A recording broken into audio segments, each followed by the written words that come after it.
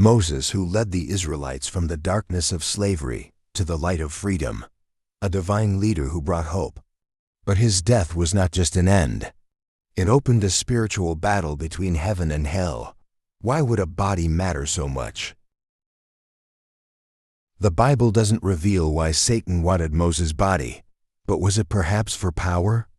Moses was a symbol of steadfast faith, a sacred figure for Israel. Did Satan wish to break that faith, or was there a deeper reason? Archangel Michael, heaven's indomitable warrior, stood to protect Moses' body, refusing to let evil seize a sacred peace.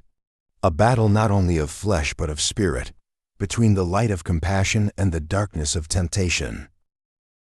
Satan sought more than a simple victory.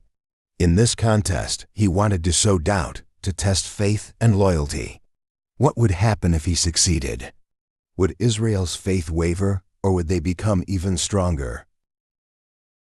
What do you think? Is this battle merely symbolic, or does it carry a deeper lesson about faith and loyalty? Who would you stand with, heaven or hell, in a struggle where the answers aren't always easy? Standing before the promised land, Moses felt the blinding sun scorch him, yet inside, a greater fire burned with the desire to bring Israel to their awaited land. In a moment of weakness, anger overtook him. His hand tightened around the staff. The sound of it striking rock echoed amidst cries of thirst, a mistake that cost him dearly. Water gushed from the rock, but within Moses, guilt washed away every remaining sense of peace. In that moment, Moses did not realize his actions sealed his fate, ending his dream of entering the promised land for himself and his people. God looked upon Moses with both compassion and sternness. Perhaps Moses too sensed the cost of his disobedience. He stood silent, gazing at the promised land from Mount Nebo, where he would only ever see it from afar, never setting foot upon it. It was as if Moses understood that his life, filled with trials and sacrifices, was meant to end here.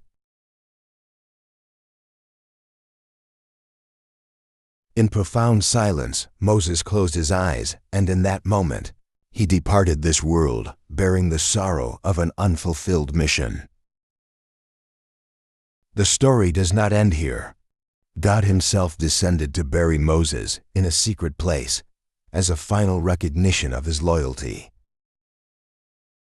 No one knows Moses' resting place, a mystery in the earth, where only wind and time serve as eternal witnesses. Those left behind would continue their journey, but their leader's presence had forever merged with the mountains.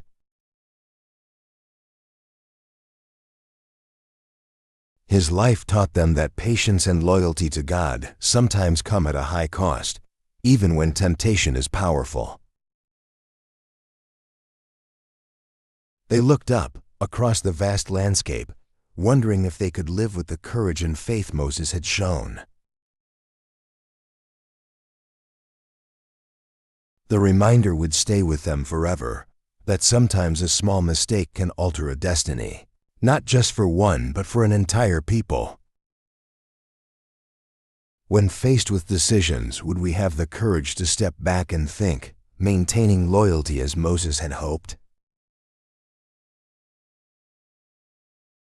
Would you act differently if it were you, or would you endure the trials and accept fate as Moses did? Share your thoughts. A hidden valley known only to God became Moses' final resting place. Not just earth and stone, but memories of devotion and courage. But why the secrecy?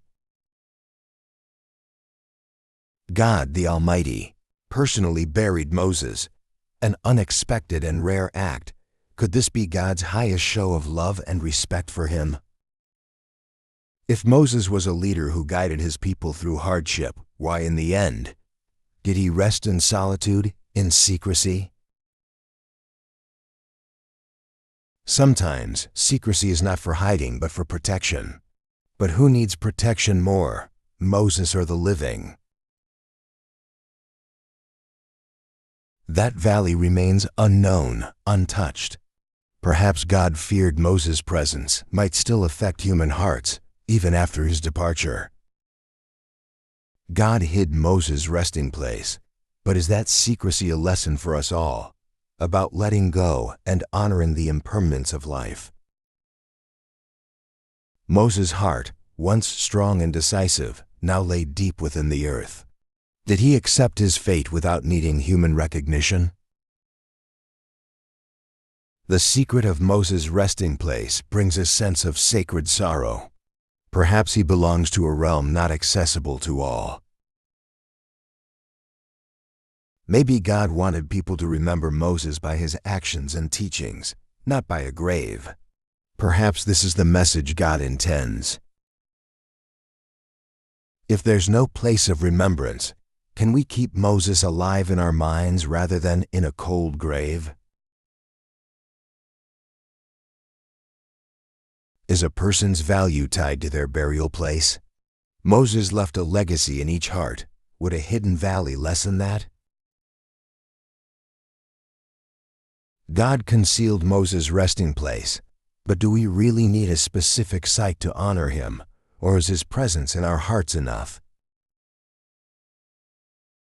God's secrets are never random. Everything has a reason. We are challenged to reflect on the true meaning of presence.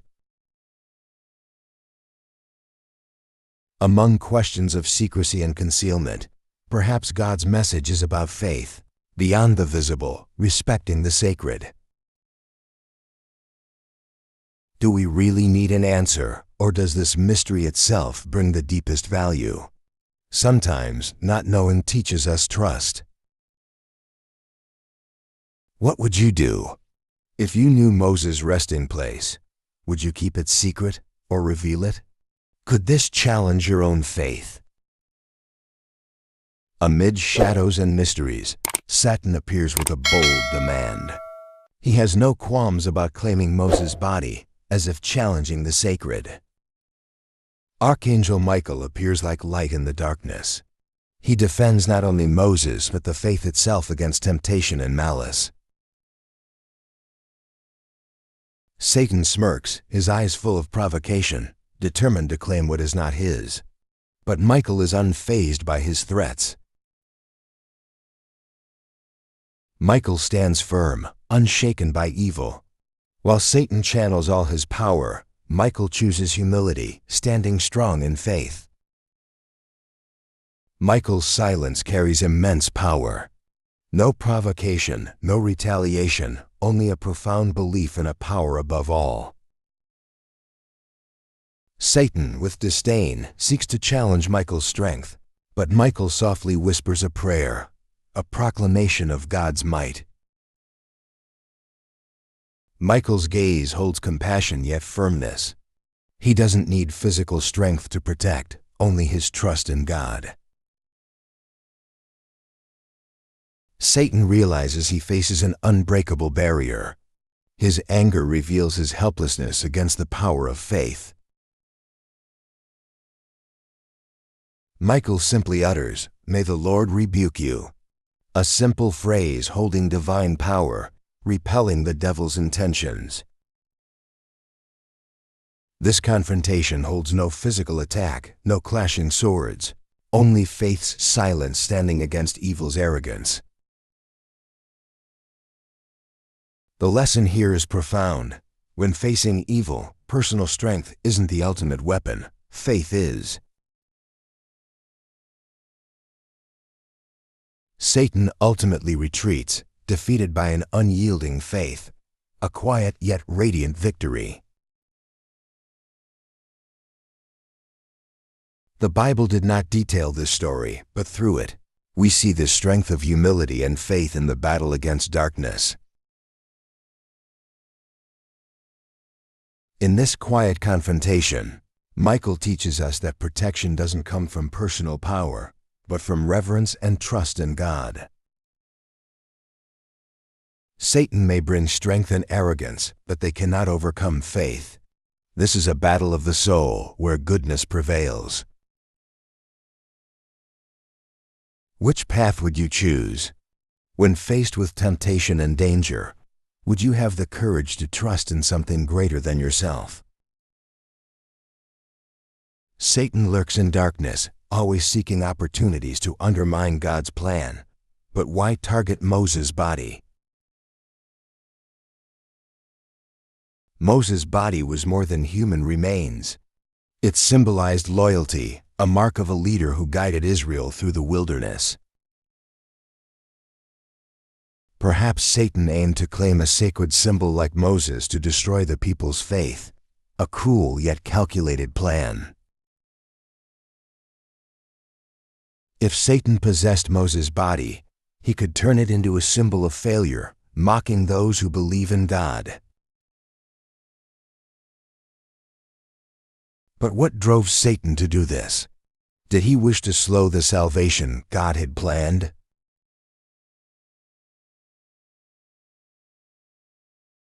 On the Mount of Transfiguration, Moses appeared with Elijah and Jesus, a rare glimpse connecting past, present, and future. Maybe Satan feared Moses' body might play a role in resurrection, a strong proof of afterlife and salvation. Satan knew if humanity witnessed people like Moses resurrected, they would believe more firmly in God's existence and power. With all his pride, Satan sought to hinder this at all costs.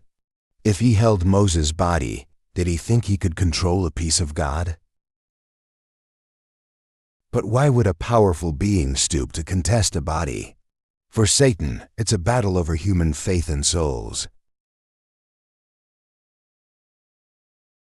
God knows Satan's dark schemes, but he still grants free choice to humanity. This fuels Satan's desperation. Perhaps Satan cannot bear seeing humanity forgiven and loved by God, while he is destined for destruction. Satan wants to use death to extinguish life, but for God, death is just the beginning of new life. Imagine Satan sneering, believing he could overturn God's plan by holding one body.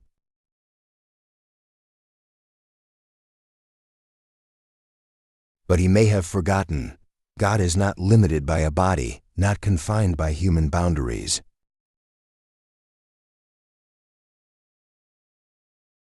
What do you think? Would you let dark forces control your faith, or choose to believe in the power of life and hope? The golden calf, a symbol of misguidance, was more than an idol. It was a sign of a heart longing for something visible, something easy to grasp, even if it was a lifeless statue. When people worship an image, they gradually forget the true meaning of faith and love, and their hearts slowly become empty. Satan might have seen a weakness in the Israelites, an easy craving, a fear of the invisible. From there, he knew how to lead them away from God. Imagine if Moses' body was revealed. Would they see him as a leader or worship him as a god? A lifeless body can become the most powerful symbol, but in its emptiness, Satan would sow invisible temptations. When we can no longer see or hear, faith becomes harder to hold. Does this weakness make us more willing to accept visible things, even if they're misguided? The Israelites once faltered before a lifeless statue, so how can we be sure they wouldn't stray before Moses' body, a man they revered? The price of worship does not lie in what we see. The truth lies in the invisible, in faith without visible proof. That is the truest belief. Moses did not want to be an object of worship. He wanted the people to look to God, but is the human heart always strong enough not to blindly follow? The reality is, when we exalt someone too much, we place them on an altar they may never have wanted. The cost of idolization is high. We easily forget the true meaning of faith, replaced by a sense of possession and false pride. God hid Moses' body not because he was unworthy, but to keep his people's hearts from the misdirection of misguided beliefs. Sometimes, precious things are hidden not because they lack worth, but because they might lead us astray, becoming obstacles on the path to truth.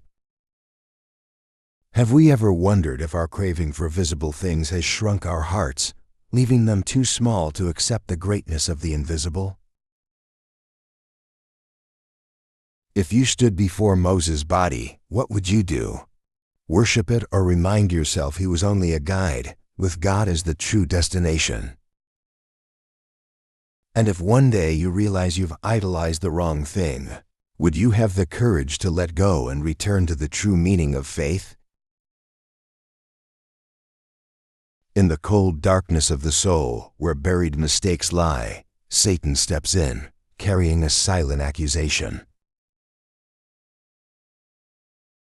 The accuser targets Moses, a man once caught in a whirlwind of sin and defiance.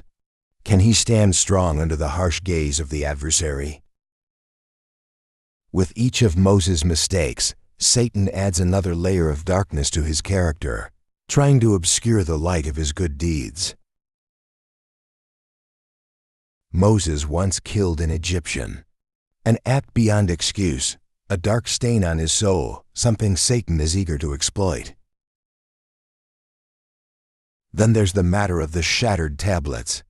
That act, like a crack in Moses' chosen path, becomes a spearhead in Satan's accusations. God had told Moses to speak to the rock, but he struck it. Was this impulse a sign of arrogance and disobedience? Satan smirked, not a mocking laugh, but the satisfaction of a victor, as he found reason to question Moses' loyalty. The accusations target not just specific actions, but the man himself. Was Moses truly worthy? Satan's gaze was as heavy as a blade, cutting into the places Moses wanted to forget, as if he held the right to judge on God's behalf. In an inner struggle, Moses faced not only his mistakes, but also the person he didn't want to see in himself. Can any of us have the courage to look deep into our own darkness when someone is ready to point out every flaw? Satan is not only the accuser, he's the challenger of Moses' faith, a test to see if Moses is strong enough to stand firm. Faced with accusations, Moses had to ask himself, was he a hero or a villain in his own story?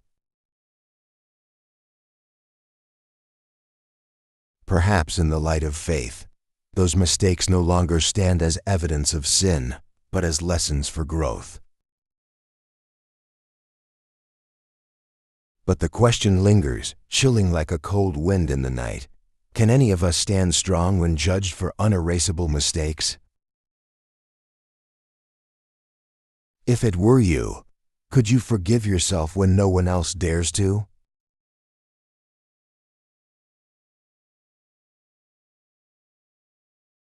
When all seems lost, peace shattered, God extends his saving hand, reminding us that his love never fades, even when we stray. The idols we build, not only from stone and wood but also in our hearts, become walls between us and holiness. Amid sacred mountains, the Israelites knelt before idols. But in that moment, the call of sincerity arose. God looked at their misguided hearts and opened his arms in forgiveness, not because we deserve it, but because his love surpasses all. This story is not only about errors but about patience, God's patience and the resilience of loyalty. Michael, amid trials and temptations, realized that only God, not idols, brings true peace. Loyalty is not always easy, but like Michael, we are reminded that faith is the light in the darkest hours. When people are weak, Satan will come, like darkness filling a room, but God is always there, a candle that never goes out. The struggle between light and darkness didn't only happen in the past. It remains present every day, within our own hearts. With each step, we choose our path. One road leads to light, the other to darkness and cold. Michael saw that true strength doesn't come from visible things, but from faith in God's invisible power.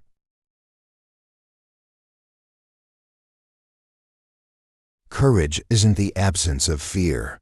It's facing it, believing that even if we fall, God will lift us up.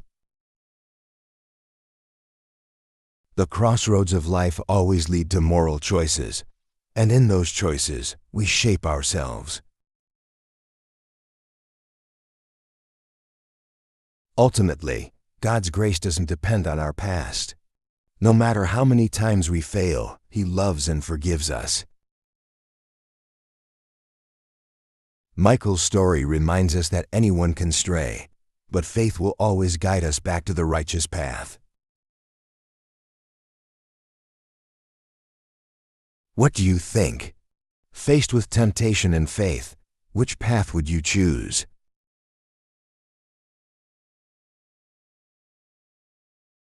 Remember, the story of Moses' body is not a tale of fearsome battle, but a testament to God's eternal protection and guidance. If you want to uncover more mysteries hidden in the Bible, hit the subscribe button, share this video, and click the bell icon to never miss a video. Let's explore the profound messages within these